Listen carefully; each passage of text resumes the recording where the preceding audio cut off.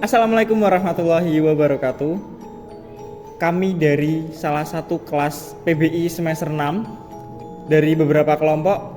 Di sini kami akan mewawancarai beberapa narasumber dan mencari tahu bagaimana perkembangan batik yang ada di Pekalongan dari zaman dulu ke zaman sekarang, yang itu akan mengampu pada mata kuliah Cross Cultural Understanding.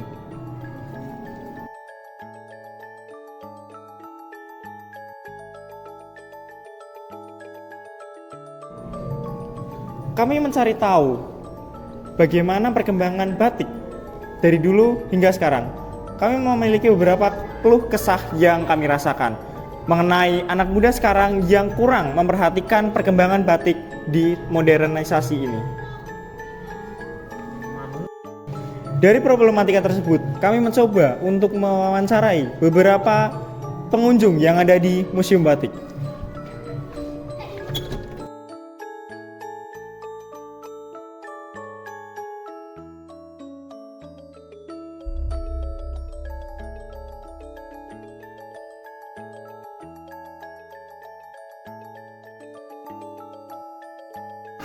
Selamat siang Bu, kami dari Universitas Pekalongan untuk memenuhi mata kuliah Cultural Understanding. Bu, dengan siapa? Bu Dwi dari mana? SDPW 1. SDPW 1. Boleh saya tanya-tanya Ibu? Monggo. Menurut pandangan Ibu, bagaimana eksistensi budaya batik pada zaman sekarang? Semakin bervariasi ya. Apalagi kalau sekarang kan dulu batik itu kan hanya pakai canting. Terus berkembang pakai cap. Sekarang sudah pakai komputer. Iya, printing gitu. Iya, printing. Kita mau apa jenisnya sudah bisa digambar secara langsung. Kenapa Ibu tertarik untuk mengunjungi Museum Batik? Karena anak-anak zaman sekarang tidak pernah mengenal canting, Mas. Kalau sudah sampai sini, anak bisa belajar membatik, bagaimana membatik itu, oh kayak gini ya, dari pemalaman, terus nyanting, ngecat, terus pengorotan sampai pewarnaan itu memberikan pembelajaran yang luar biasa untuk anak-anak. Edukasi untuk anak-anak gitu. Menurut Ibu, koleksi yang ada di Museum Batik ini udah lengkap atau belum? Ya lengkap, bervariasi, banyak itu batik-batik yang zaman dulu-dulu. Baik, menurut pandangan Ibu, Museum Batik ini harus dikembangkan lagi atau gimana? Harus dikembangkan lagi, karena kan semakin kesini kan batiknya bervariasi. Iya Bu. Yang mungkin kan ada di museumnya mungkin batiknya yang masih tradisional. Sekarang kan berkembang dari coraknya disesuaikan dengan acaranya. Sekarang bisa digambar sama. Iya. Sekarang udah mulai variatif dan mulai modernisasi gitu Bu. Sekarang kan mulai banyak itu anak muda yang kalau misal pakai batik tuh dikatain kayak kuno gitu Bu, deso gitu. Nah menurut Ibu bagaimana sih tentang hal itu? Salah, justru kalau sekarang anak muda kalau pakai batik tambah ganteng, tambah cantik. Apalagi kalau batik sekarang kan dikembangkan jadi kostum apa sampai sekarang Pekalongan setahun sekali mengadakan karnaval batik. Itu kalau lihatnya. Berarti salah Bu ya pandangan hal tersebut Bu ya? Malah tambah ganteng. Iya. Terima kasih Bu ya. Itu aja Pak.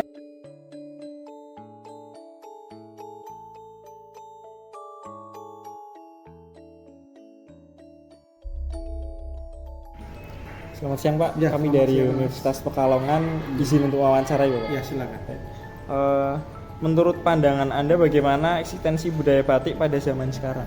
Ya jadi eksistensi budaya batik ya untuk zaman sekarang ya saya rasa batik ini kan akan tetap meningkat seperti itu karena kesadaran masyarakat ya akan pentingnya menjaga melestarikan batik sebagai warisan budaya tak benda untuk bangsa Indonesia ya.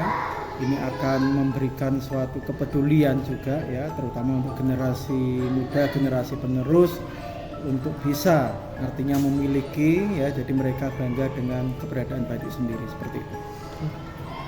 Dari data yang Bapak miliki, bagaimana rentang usia pengunjung yang sering mengunjungi Museum Batik? Ya, jadi memang museum ini kan juga menjadi tempat edukasi, Mas. Memang rentang usia pengunjung itu kan dari kalangan anak-anak ataupun pelajar ya, kemudian juga kalangan umum ataupun dewasa. Memang batik ya sebagai muatan lokal ya, yang mungkin diajarkan juga di sekolah-sekolah yang ada di Pekalongan dan sekitarnya, dan mereka juga akan sedikit banyak ya pasti akan berkunjung ke museum ya. Jadi memang rentang usianya memang kebanyakan dari kalangan pelajar ataupun anak-anak. motif batik yang dipasang di sini ada pergantian berapa jangka waktu dan pergantiannya kapan? Iya, jadi kita kan ada pameran tetap dan pameran temporer. Untuk pameran temporer yang bisa kita ganti kurang lebihnya 2-3 bulan sekali, dan untuk pameran tetap yang kita ganti setiap kurang lebihnya 1 tahun sekali. Kita sesuaikan dengan tema pamerannya, jadi memang tidak semuanya harus kita pamerkan Mas, karena keterbatasan tempat dan ruangan. Jadi memang kita nanti seleksi dengan adanya pergantian tema pameran tersebut, seperti itu. Terima kasih Bapak. Dengan Sama-sama. Bapak siapa? Nama saya Denny Pujianto, Denny. saya sebagai edukator di Museum Batik Pekalongan. Baik, terima kasih Bapak. Iya, sama-sama.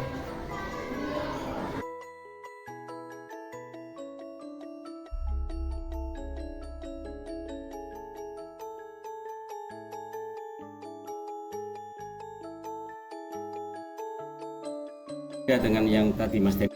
Selamat siang Bapak, kami dari Universitas Pekalongan untuk mengampu mata kuliah Cross Cultural Understanding. Kami izin untuk mewawancarai Bapak. Dengan Bapak siapa? Saya Eko Setiawan. Kebetulan saya salah satu staf edukator di Museum Batik. Izin mewawancarai Pak ya.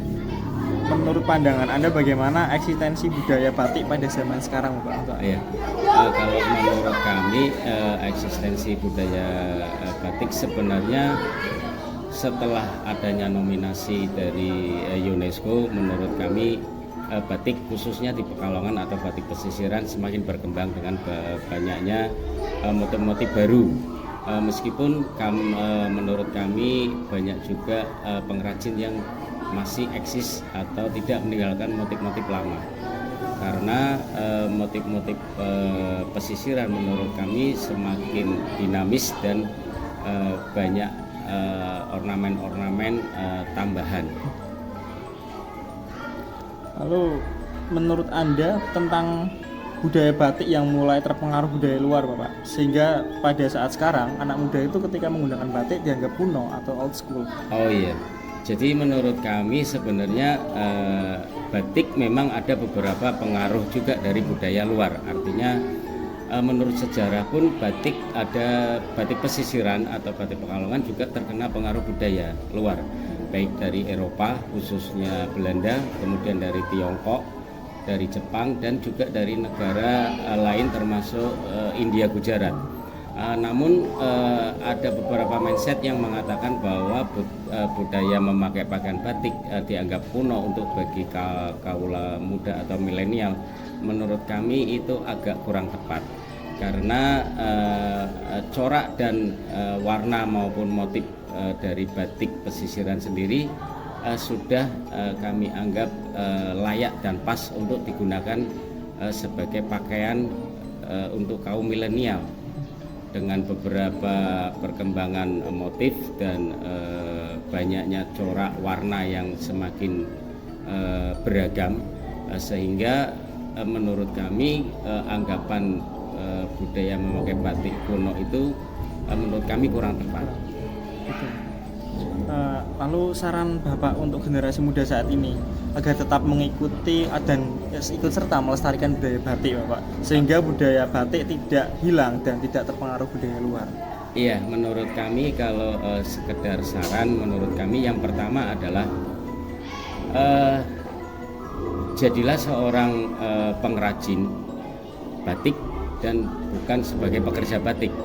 Karena menurut kami sebagai seorang pengrajin artinya meskipun kita tidak bisa menguasai teknik batik, tapi minimal kita punya wawasan atau mempunyai gaya di dalam perubahan terhadap motif dan terhadap cara berpakaian, maupun salah satunya adalah yang terpenting bisa memberikan satu wacana atau wawasan terkait dengan motif batik itu sendiri. Dan yang terpenting bahwa batik salah satu kontribusi terbesar di dalam ranah ekonomi Pekalongan khususnya dan pada Indonesia umumnya. Terima kasih Bapak. Ya, Sekian sama-sama. wawancara dari kami. Mohon maaf kalau misalnya ada kesalahan. Iya, sama-sama. Makasih Pak. Iya, sama-sama. Iya. Cukup.